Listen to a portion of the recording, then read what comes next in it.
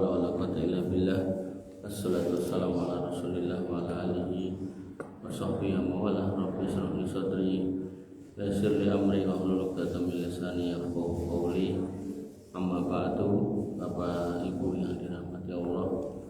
Alhamdulillah kita bisa ketemu lagi, bermajelis ilmu lagi, dan tadi saya sudah menyiapkan kitab lupa ini nyangking. Dahulu buka kelewat puasa. Saya sampaikan tema tentang dosa dan rahmat Allah kepada kita. Bapak Ibu rahmatullah Allah Subhanahu wa taala, sebagai manusia kita diciptakan untuk beribadah. Wa ma khalaqul jinna wal insa illa liya'budun. Kita pun sering mendengar. Kemudian yang kedua, dalam kondisi kita tercipta, kita itu dibekali hawa nafsu. Inna nafsa la'amaratun bisu illa ma rahima rabbi. Bahasanya kalian itu, kita semua dibekali nafsu, dan sesungguhnya nafsu itu benar-benar selalu menyuruh kepada yang jahat. Ya, kita itu punya hawa nafsu dan menyuruh pada yang jahat. Tadi dia ciptakan jin dan manusia untuk beribadah. Jin dan manusia juga dibekali hawa nafsu. Malaikatnya enggak. Nah, kemudian Bapak Ibu rahmatullah Allah juga ciptakan syaitan, dan mereka punya misi ngajak kita nyemplung neraka bareng. Jadi dia diciptakan untuk taat kepada Allah, adalah disuruh sujud kepada Adam, tidak mau. Karena tidak mau, maka divonis sebagai makhluk yang sesat. Makanya ketika dia divonis menjadi sesat, dia nggak mau nanti sendirian ke neraka. Setannya mengatakan, "Fabima aqwaitani la'aqutanna lahum siratal mustaqim, summa la'atainahum min baini aydihim wa min khalfihim wa an aymanihim wa an sama'ilihim wa la tajidu aktsarahum syakirin." Maka iblis berkata, "Karena engkau wahai Allah telah memvonisku sebagai makhluk yang sesat, maka pasti aku akan menghalangi mereka, manusia, kita, dari jalan yang lurus. Kemudian aku akan mendatangi mereka dari depan, belakang, kiri, kanan, dan engkau tidak akan mendapati kebanyakan mereka itu bersyukur." Nanti dalam ayat yang lain dikatakan, "Wa qalilun min ibadiyas syakur." Hambaku yang bersyukur itu sedikit. Sehingga Bapak Ibu rahmatullah Allah Subhanahu wa taala, dari sini akan kita tak tahu bahwasanya perjuangan syaitan itu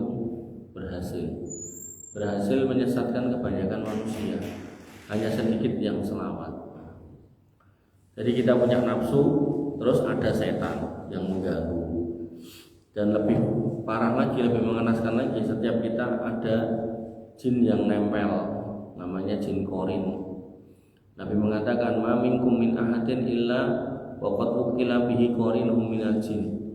Setiap kalian, tidak seorang pun di antara kalian yang tidak punya jin korin.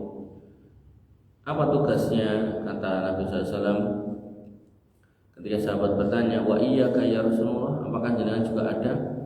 Qala, kata Nabi, "Wa iya ya, aku yo enek. Illa anna Allah a'anani alaihi fa aslama." Mung jin korinku sudah dibantu aku oleh Allah sehingga dia menjadi jin yang fa aslama, Islam, tunduk. Fala ya'murni illa bi khair, dan jinku ini tidak nyuruh kecuali yang baik-baik. Makanya beliau nek tahajud sampai bengkak-bengkak, tidak ada beliau mengumpulkan harta kayak kita, tidak ada. Dia punya apa dibagikan, punya apa dibagikan gitu. Nah, Bapak Ibu rahmatullah Allah Subhanahu wa taala. Nah, dalam kondisi seperti itu ada hawa nafsu, ada setan, ada jin korin gitu kan. Maka nek hawa nafsu ini konteksnya nggak cuma kita tok loh.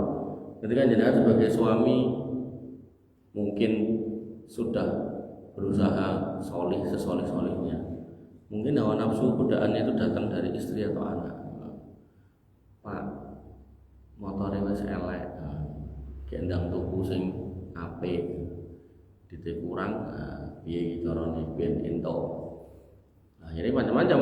Kalau yang halusan ya kredit riba, ini ya dosa juga. Kalau yang kasar ya nyuri gitu. Jadi Al-Quran menyebut innama amwalukum wa auladukum, dalam ayat yang lain wa azwajukum fitnah, hartamu, istrimu, anakmu bisa menjadi cobaan, fitnah. Maka dalam kondisi seperti itu otomatis kita terjerumus dalam dosa. Wis genah nih, tidak ada manusia yang selamat. Bahkan Nabi Muhammad itu selamat karena memang diselamatkan oleh Allah sebagai al-maksum, yang berpotensi bisa berbuat dosa tapi dicegah oleh Allah secara langsung. Nah, kita kan tidak, kita dibiarkan. Nah, Bapak Ibu dirahmati Allah, sehingga Nabi mengatakan kullu ibnu adam khata'un, setiap kita itu melakukan dosa. Wa khairul khata'ina tawwabun, dan sebaik-baik orang-orang yang berdosa ya yang taubat. Makanya ketika kita berbuat dosa kita diminta untuk bertobat. Dan kita dilarang untuk berputus asa. Dosamu sokeh Mas, tobat apa cek kanggo. Aku wis gak salat apa ya cek iso. Nah, ngoten niku to. Aku wis tuwek ngene apa ya cek mungkin lebu surga. Macam-macam kalimat-kalimat bisikan syaitan itu. Maka Allah membantah di dalam Quran surat Az-Zumar ayat 53, qul ya ibadiyalladzina asrafu ala anfusihim la taqnatu mir rahmatillah. Wahai orang-orang yang melampaui batas, jangan pernah berputus asa dari rahmat Allah. Innallaha yaghfirudz dzunuba jami'a. Dosamu apapun, kalau kamu datang kepada Allah minta ampun, diampuni. Dengan syarat posisi masih hidup. Jangan minta ampun pas di akhirat, tidak bisa. Atau syarat berikutnya nanti dalam suatu hadis, sebelum nyawa itu ditenggorokan, alias sebelum sekarat, sebelum mau mati itu. Atau dalam hadis yang lain, sebelum matahari terbit dari barat. Ratau sholat ya kan, inguk etan, seni ini kok enak ya. Kira masuk rumah, ambil sarung sholat. Kenapa? Karena pas menginguk ke barat, cenginginnya muncul dari barat, itu sudah telat, tidak bisa. Makanya yang orang-orang yang suka nyegati itu tidak baik gitu. Nah, orang-orang yang menyerah dari rahmat Allah, Allah menyebutnya sebagai orang-orang kafir. Wala ta'asu min rauhillah, dan janganlah kalian berputus asa dari rahmat Allah. Innahu la ya'asu min rauhillah, sesungguhnya tidak ada yang berputus asa dari rahmat Allah illal qaumul kafirun, kecuali orang-orang kafir. Sehingga Bapak Ibu rahmati Allah Subhanahu wa taala, sebanyak apapun dosa kita di masa lalu, tidak boleh kita menyerah untuk minta ampun.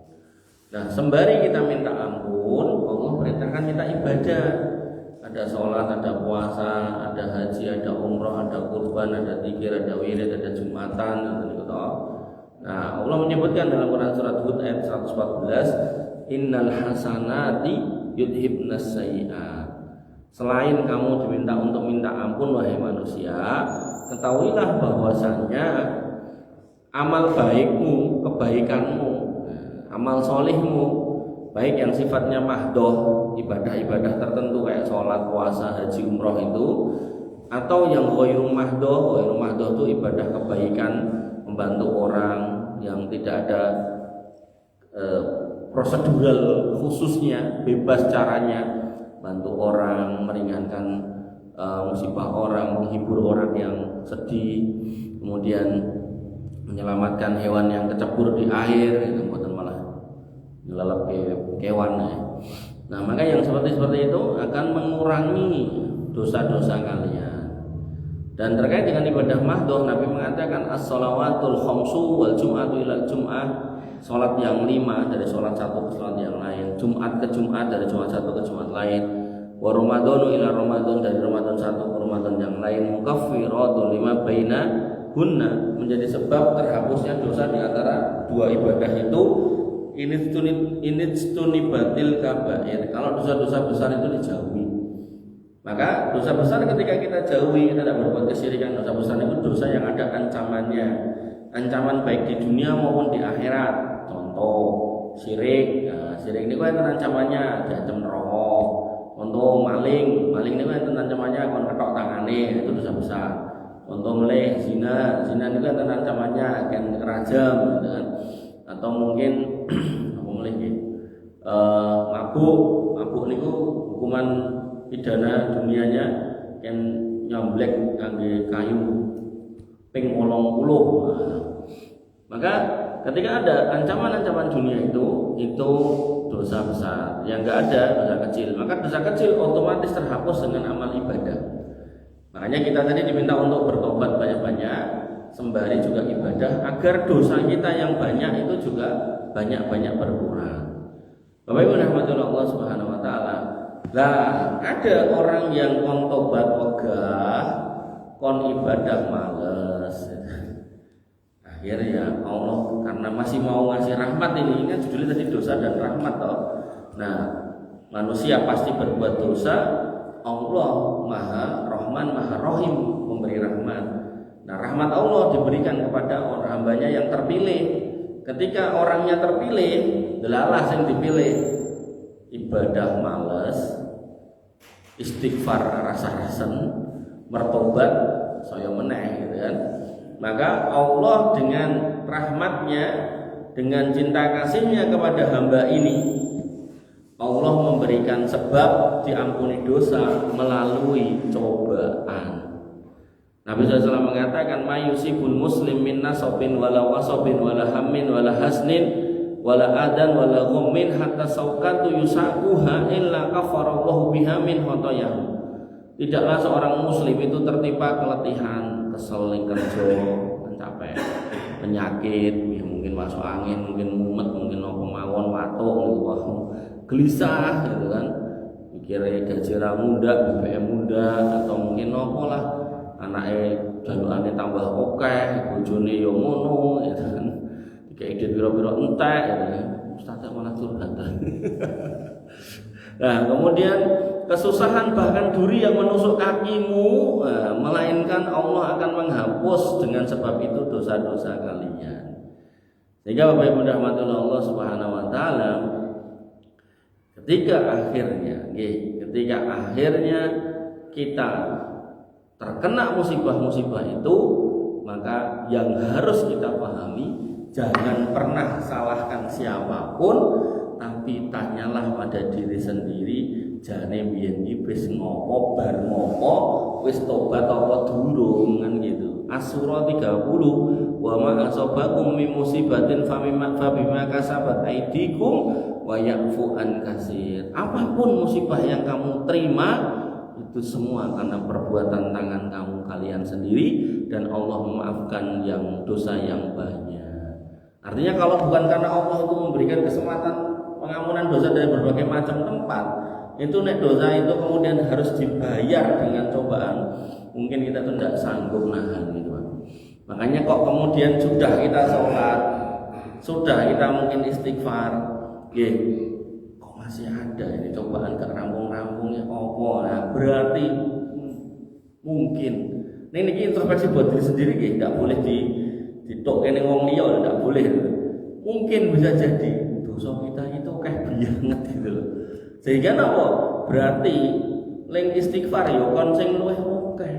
Lah wong Nabi aja mengatakan, wallahi demi Allah niki pun ping pira ulang-ulang ten iki.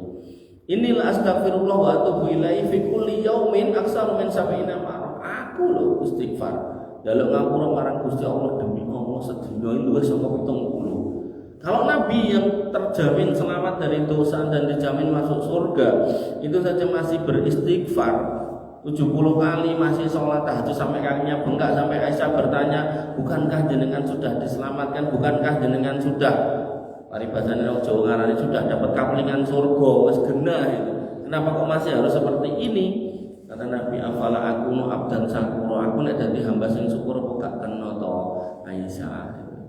Makanya Bapak Ibu rahmatullah Allah Subhanahu wa taala, sehingga rumusnya ketika jenengan kok banyak cobaan, cobi diperbanyak istighfar, cobi diperbanyak ibadah. Aku sholat 5 waktu, sunai ditambahi, zikir wiridnya ditambahi, istighfarnya dikatai. Makanya di kitab Bulughul Maram yang seharusnya saya bawa ning kesupenjane pun kalau buka-buka bahwa iki materi kinggo gitu. Lalah kan adzan terus kalau buka baru malah keri. Nah, maka Bapak Ibu rahmatullah Allah, itu kan doa-doa untuk minta ampun. Itu sebagai wasilah ketika kita mau minta kepada Allah, ini loh Nabi nyontohkan. Tapi ala kulli hal di belakang itu ada cerita, nek kalian wahai manusia, ya saya juga berbuat dosa, maka wasilahnya ya bertobatlah, termasuk baca doa-doa itu, atau perbanyaklah ibadah, atau nek enggak mau, maka persiapkan dirimu untuk menerima cobaan sebanyak dosamu. Itu berarti Allah masih mencintai kita. Sehingga Nabi mengatakan, mayazalul balak bil mu'min wal mu'minatin fi nafsihi wa waladi wa malihi hatta yalqallahu wa ma alaihi khati'atan. Orang beriman, enggak laki-laki enggak perempuannya sama aja, dia akan terus dicoba oleh Allah, digempur dengan cobaan habis-habisan tentang anaknya, dirinya, keluarganya, hartanya. Harapannya dia berjumpa dengan Allah, dosanya sudah habis, berguguran, hilang. Makanya kalau kemudian kita tidak punya dosa atau dosa kita sidik banget, kan tidak mungkin cobaannya berat. Sehingga jenengan akan dapati orang-orang yang kemudian dicoba sampai mati, meninggal di atas kanker, atau mungkin kecelakaan, itu mungkin bisa jadi cara Allah untuk mensucikan dosanya agar dia menghadap Allah tanpa dosa. Kenapa? As-Surah 88-89, yauma la yanfa'u malun wala banun. Karena nanti kalau kita mati enggak guna lagi harta sama anak istri kita, enggak guna, pasangan kita enggak guna. Illa man atallaha biqalbin salim, kecuali mereka yang datang dengan hati yang bersih, enggak melakukan dosa. Sehingga orang-orang yang paham benar rumus ini tadi, maka dia akan menjalani hidup dengan santai. Ketika dia paham, ternyata urip-urip oke susah, tak istighfar sing oke. Karena aku yakin di dalam cobaan ini ada cintanya yang maha kuasa agar aku nanti berulang dengan hati-hati yang bersih. Makanya Nabi mengatakan, man ahabba liqa Allah ahabballahu liqa'ahu. Siapa yang mencintai, ngersake, remen untuk kepengin ketemu Allah, Allah nggih kangen pengen ketemu jenengan. Ning nggih wau lho, syaraté wae lho. Berhadapan dengan Allah dengan hati yang salim. Hati yang salim ojo nggawa dosa. Dosane cek katut ya kan, istighfar, kan salat, kan ibadah, kok males ya dikai cobaan. Ngoten nih. Paham mboten sampeyan mriki? Nah, sehingga jenengan jangan sampai ini yo stres akhirnya kejadian. Jangan paham ini enak, Pak. Makanya Hasan Al-Basri itu didatangi muridnya. Saya punya masalah nih. Nikah nggak punya anak, gue istighfar.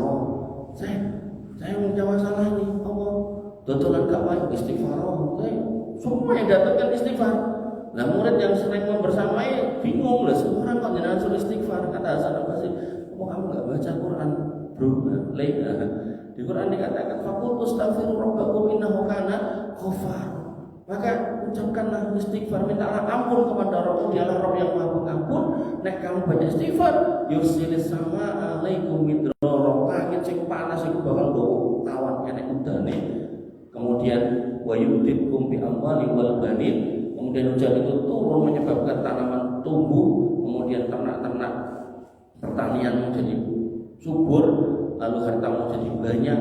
Dengan sebab itu kau makan yang bergizi terus punya anak, anakmu jadi banyak. Wa yaj'alakum jannatin wa yaj'alakum anhara.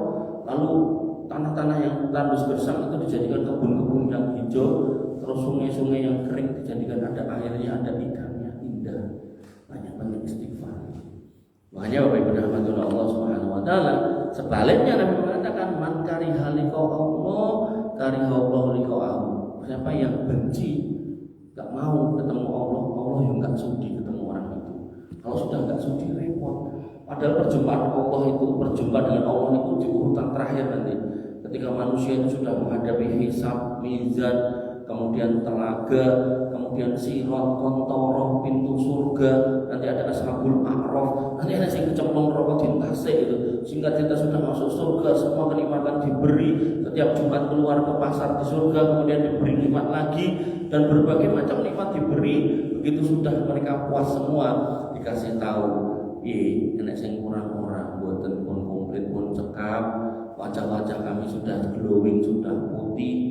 Alam nubayyin wujuhana, bukankah wajah kami sudah engkau berjadikan berkilau bercahaya, sudah engkau berikan semua yang kami minta. orang yang tidak pernah hamil pengen hamil ya dikasih, orang yang tidak pernah garap sawah pengen nyawah ya dikasih, semua dikasih.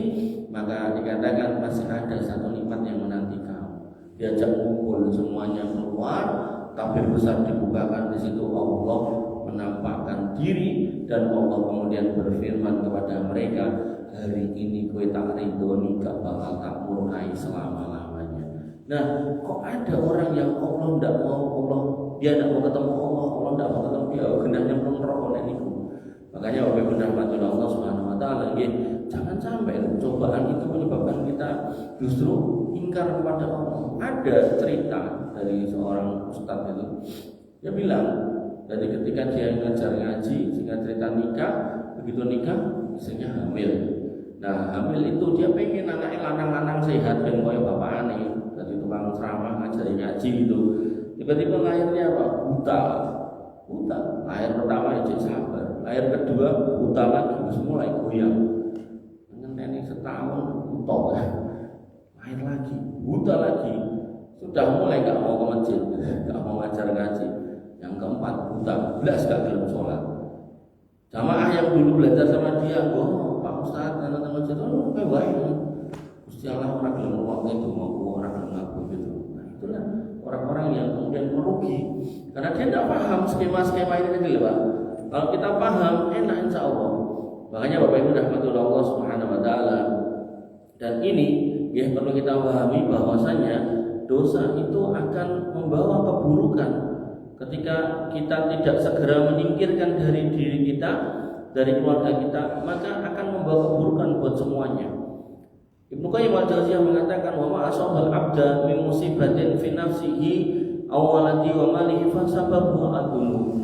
Seorang hamba itu kalau mengkoleksi dosa dan tidak segera disucikan, tidak segera diperbaiki, paribasane dengan sholat tertib tapi ten griya putrane ra sholat, atau garwane gak sholat, atau nopo lah pokoknya ada hal yang jelas-jelas niku salah, maksiat kok tetap dilakukan, maka Ibnu Qayyim itu akan menyebabkan musibah pada dirinya, anaknya, hartanya. Sekali lagi ini introspeksi buat pribadi nggih, bukan nek tanggane ana masalah itu kudu semokeh mestinya. Ndak ya. Ada teman saya nih cerita sama saya, terus tanya, Mas, aku ki ditekoki tanggoku tekok soal tanggone. Nah, pripun tanggane? Pak, tanggone kae sing kae Pak kae. Oh piye? Kae anake kena cobaan, bojone kena cobaan, wong iki kena cobaan. Terus jenengan kenging nopo? Terus nang kula niku saja, eling-elingan tau ora dikei roti karo dhek dereng nate. Tau ora anak kos dalane dikei den dereng nate. Tau ngerti ra dhek kedunya apa ning tanggane dereng nate. Ayo kuwi ngono kan mergo wong pelit. Gak boleh dereng nate niku. Nah, terus yang namanya sedekah niku ada sedekah yang dohir, ada sedekah yang batin, sedekah yang kelihatan, ada sedekah yang sembunyi-sembunyi. Mungkin secara dohir jenengan tidak lihat, bisa jadi malam-malam dia ke panti asuhan, bisa jadi loh. Atau mungkin dia datang ke tempat-tempat yang memang membutuhkan dan dia mungkin mengidentifikasi tetangganya mungkin orang kecukupan. Nanti tidak boleh kita mengatakan gitu. Tapi nek emang hasilnya ngono ya itu memang introspeksi buat dia, bukan kita yang mengintrospeksi seperti itu tidak boleh. Nah, maka Bapak Ibu rahmatullah Allah Subhanahu wa taala. Nah, bahkan dosa itu akan berpengaruh nggak cuma ke keluarga kita, masyarakat. Kalau itu dibiarkan, misal gampang ini akan mau mendep dijarke, atau mau zina dijarke, LGBT dijarke, atas. Allah mengingatkan wattaqu fitnatan la tusibanna alladziina dzalamu minkum khusussan. Hati-hati. Dan jenenge maksiat itu tidak akan mendatangkan musibah pada pelakunya tok, enggak. Bahkan radius tertentu, misalnya tengah-tengah jalan ini naudzubillah enten sing mendem gitu. Terus Allah ngersakake kayak digawe ambles memae kok titik kono radius 100 meter. Ya wis 100 meter iso tekan Taubah niku. 100 meter mriki iso tekan dalan raya niku ambles kabeh. Blus. Apa ya ngono Mas. Al-Qur'an mengatakan amintum man fis samai ayyahsifa bikumul ardha fa idza hiya tamur. Kamu tuh merasa aman dari Allah yang bersemayam di atas sana, yang mengawasi kamu, yang Allah mampu membuat tanah itu ambles. Makanya Bapak Ibu rahmatullah Allah Subhanahu wa taala niku nek dari sisi adab itu macam-macam, bisa hujan batu, bisa topan, lesus, tanah ambles, gunung pindah, banyak cerita-cerita itu. Makanya Allah mengingatkan dalam Al-Qur'an, afalam yasiru fil ardi fayanzuru kaifa kana akibatul mukadzibin. Kenapa kamu nggak berjalan di muka bumi dan melihat, mengecek bagaimana akibat para pendusta itu? Aku nek mlaku ya piknik pas delok pemandangan. Ini ku nggih sae, tapi dalam kondisi tertentu kita juga harus melihat ada kota yang mati. Kenapa? Ada orang yang dulu di sini hidup kaya kok jadi jadi indah, berantakan hidupnya, kenapa? Itu perlu dipahami. Nah, bahkan dalam level negara, ini tadi level kampung lah. Dalam level negara, dosa itu pun juga bisa merusak satu negeri. Allah Subhanahu wa taala menyebut dalam Quran surat An-Nahl ayat 112, "Daraballahu mathalan qaryatan kanat aminatan mutmainnatan ya'tiha rizquha ragadan min kulli makanin fakafarat bi an'amillah fa'adaqaha Allahu libasal ju'i wal khauf bima kanu yasnaun." Allah telah membuat perumpamaan sebuah negeri yang mana negeri itu dulu aman, tentram, rezekinya datang melimpah dari semua penjuru, lalu penduduknya mengingkari nikmat Allah, tidak digunakan untuk beribadah pada Allah, maka Allah merasakan, memberikan akibat buat keingkaran mereka, yaitu memberikan pakaian kelaparan, ketakutan disebabkan apa yang telah mereka perbuat. Dicabut nikmat aman itu. Nikmat aman itu apa? Nikmat aman itu merdeka itu apa? Ketika sudah dicabut nikmat merdeka itu, tidak masalah. Makanya Bapak Ibu dirahmati Allah, negeri ini pun yang buatan merdeka, ada yang mengintimidasi, ada yang menjajah, tidur gak tenang dengan pakai cocok tidur, kemudian WC pengen khusyuk, makanya alhamdulillah Indonesia ini merdeka, bukan yang penjajah, tidak ada intimidasi dari negara-negara yang gak jelas itu, kan? Maka termasuk cara agar Indonesia tetap terus merdeka, dengan harus menjadi bagian yang beramar ma'ruf nahi munkar, dimulai dari dirinya dengan keluarga, masyarakat. Udah sesuai jangkauan aja. Levelnya sampai RT ya sudah sampai RT. Mungkin diajak rapat RW ya sampai RW sampaikan. WRW kudune oleh dhewe iki aja nek sing mendem, TRT oleh dhewe iki kudune aja sing mendem. Tapi itu Pak Limongnya itu nek anggere dipengi malah ngamuk. Itu melaporkan polisi. Makanya Bapak Ibu dirahmati Allah Subhanahu wa taala, kegagalan sebagian kampung itu menanggulangi kecil akhirnya jadi besar, bahkan menjadi kampung narkoba kayak di Sumatera Utara gitu kan. Itu ya karena abainya sebagian kaum muslim. Tadi ileke dijarike terus-terusan akhirnya berkembang orang yang tadi transaksi di dalam rumah, transaksinya di luar, di gang-gang biasa, nongkrong ning arep ngobrol di barang biasa banget itu. Makanya itu musibah yang mengerikan. Ada kampung Bali, ada kampung Ambon, ada kampung Ubun, apa boleh itu. Dan itu, dan dengan baca berita Solo kota di Jawa Tengah dengan tingkat kasus narkoba tertinggi nomor 2. Demikian juga AIDS-nya, HIV-nya. Hati-hati, Solo loh itu.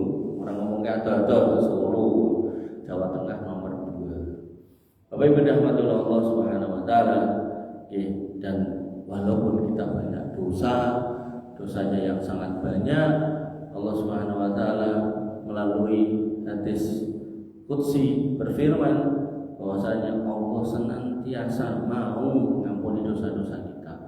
Makanya jangan ragu untuk minta ampun. Allah berfirman, ya ibnu Adam, wahai anak Adam, innaka ma ta'utani wa rajautani ghafartu laka ala ma kana minka wa la ubali. Wahai anak Adam, selama engkau berdoa kepadaku, berharap kepadaku, aku akan terus mengampuni dosamu apapun yang kamu lakukan dan aku tidak peduli. Ya ibnu Adam, lau balaghat dunubuka ana as-sama'i, kalau dosamu gak cuma di bumi, bahkan bumi itu sudah gak muat buat ngadai dosamu saking oke sampai sundul langit sana. Summastaghfartani, kemudian kamu minta ampun kepadaku, ghafartu laka, kamu tak ampuni kok, balik dan aku tidak peduli. Makanya di konten TV niku topik hidayat, bahwa itu tuh menungso kowe jane lho ilang malah digunting, wah parah. Itu menungso setan. Kita jane yo pengen nganoke ngoten niku ke dia, tapi umpama dosanya yang sudah sedemikian gede kok ditobati, dia bertobat, ya Allah akan mengampuni Pak. Hanya benar Allah Subhanahu Wa Taala. Kemudian lelalah ada orang yang tidak mau banget, minta ampun tidak mau, ibadah tidak mau, gitu kan?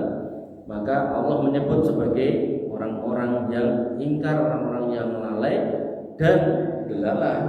Karena keingkarannya itu dia tidak dipilih mendapatkan rahmat, maka tidak dikasih cobaan juga.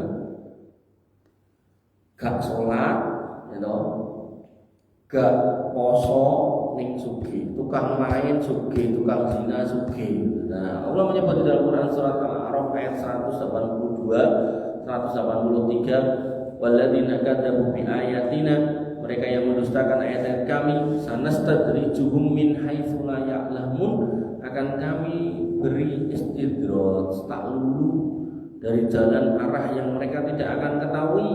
Wa umlilahum inna kaidi matin, dan aku beri tenggang waktu kepada mereka untuk senang-senang dengan nikmat yang tak kasih itu, dan sungguh rencanaku sangat kuat.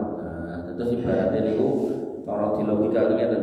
Jadi kan gandeng kon ibadah mau, mentobat ya mau, dicoba muni-muni ya wis lah kayak jalan sing wis aku pokoke moh, ana kalau aku murtad sesat ya wis nyo nikmat. Unggah terus begitu dhuwur dikeplek. Makanya wa Allah Subhanahu Wa Taala itu yang disebut dalam Quran surat Az-Zumar ayat 15, qul innal khasirina alladziina khasiru anfusahum wa ahlihim yaumal qiyamah ala dzalika huwal khusranul mubin. Katakanlah sesungguhnya orang-orang yang benar-benar merugi adalah mereka yang merugikan diri mereka sendiri dan keluarganya. Dan terus tidak kembali ke jalan yang baik tapi jalan yang buruk. Bahkan Allah kasih nikmat di atas keburukan dia nggak merasa kalau itu istidraj, dan dia merasa baik-baik aja. Dan ketahuilah bahwasanya, ingatlah, itulah kerugian yang benar-benar rugi karena urusannya sampai akhirat. Sehingga Nabi mengingatkan, idza ra'aita Allah yu'til abda minad dunya ala ma'asihi ma yuhibbu fa inna ma huwa istidraj. Kalau kamu lihat ada orang yang Allah kasih nikmat kok dia ahli ibadah, enggak usah kamu ngumun, karena itu namanya istidraj. Makanya jenengan yang sholat kok rezekinya enggak banyak, alhamdulillah masih dikasih taufik untuk sholat. Gitu. Ketika jenengan menjadi orang beriman kok rezekinya enggak sebanyak orang kafir, alhamdulillah, gitu kan. Aku jadi orang beriman. Sehingga Allah mengingatkan kita jangan sampai kita gumunan. Di dalam Al-Imran ayat 196 197, la yaghurrannaka taqallubul ladzina kafaru fil bilad. Janganlah sekali-kali kau tertipu oleh keberhasilan orang-orang kafir yang bergerak di negeri-negeri itu.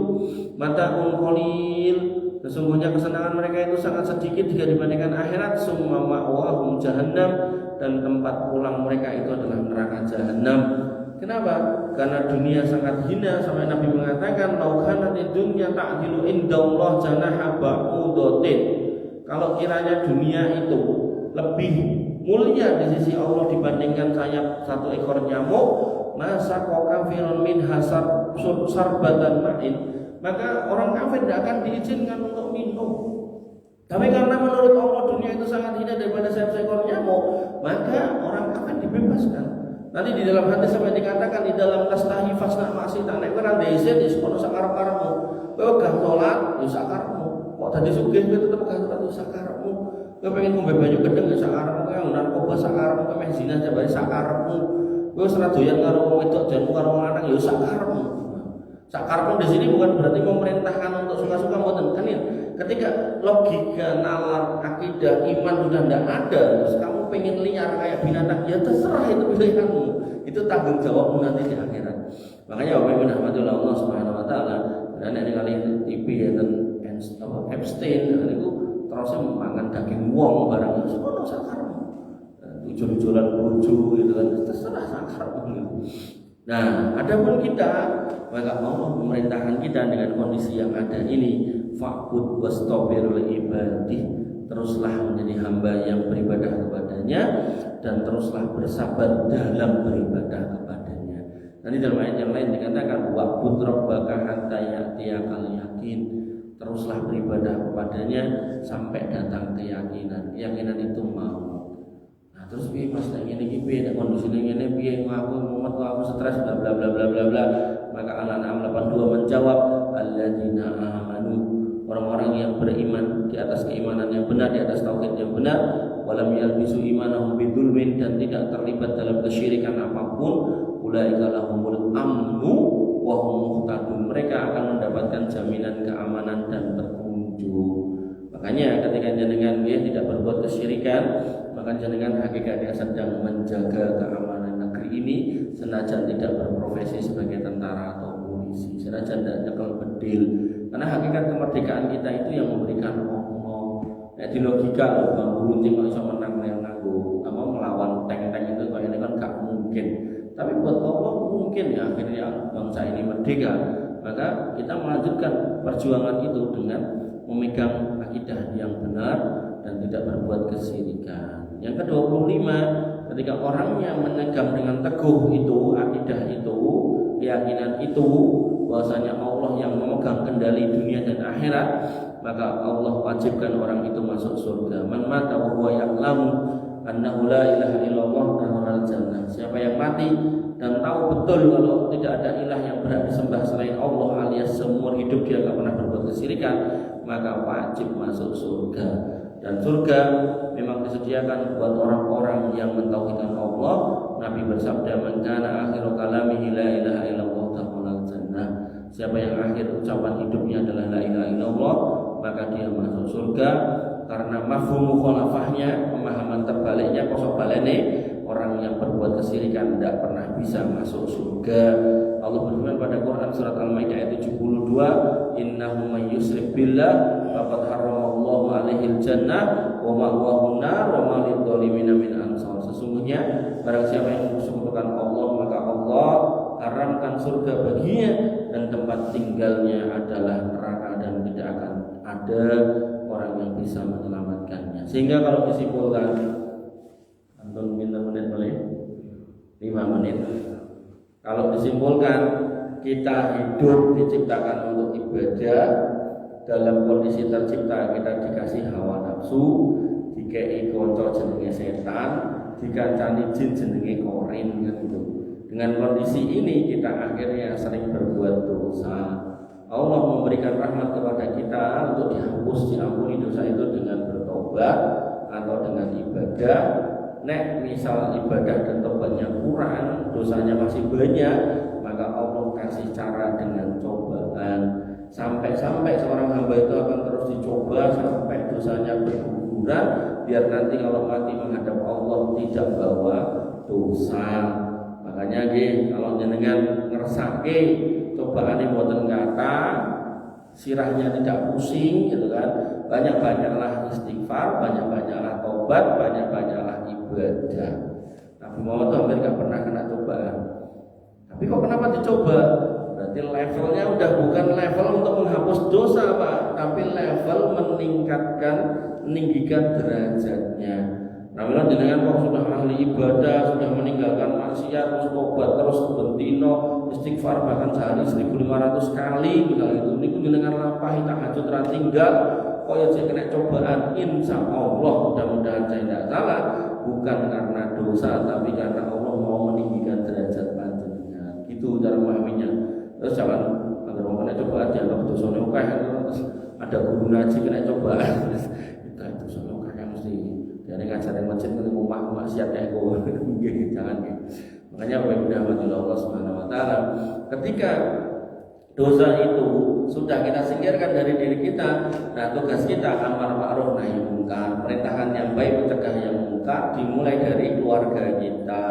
Putrane yang belum sholat yang sholat, garwane sing jarang sholat yang sholat, pokoknya kudu sholat bareng, kudu surga bareng, dan nah baru kemudian keluar rumah sesuai dengan makom kita, positioning kita, ya kita lakukan amar ma'ruf nahi mungkar. Ora usah gagas sak Solo wis, sak RT wae wis itu dulu wis.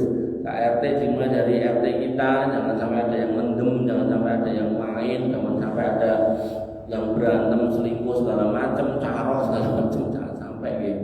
Kalau diwingi medal dan akun medsos kula niku carok masal Madura gitu. Tahun ini pedang orang tapi kita sing posting melih ukur-ukur lemah itu 20 puluhan orang bawa celurit berantem jil gitu. Mati seketika 7 beberapa orang itu. puluhan luka-luka. Makanya harus mengguli perang zaman biyen jihad biyen kena karwane musuh orang kafir musyrik itu tau. Mau Islam orang Islam. Oh, hati-hati. Oke, Bapak Ibu rahmatullah Allah Subhanahu wa taala. Nah, di atas semua cerita itu hidup ini harus dibingkai di atas tauhid. Tauhid itu yang menjaga jenengan, keluarga jenengan, bahkan menjaga negeri ini. Pramila nggih tadi kemaksiatan mentem molimo ditinggalkan sudah alhamdulillah. Kemaksiatan level akidah itu yang paling utama harus dijauhi. Yang pertama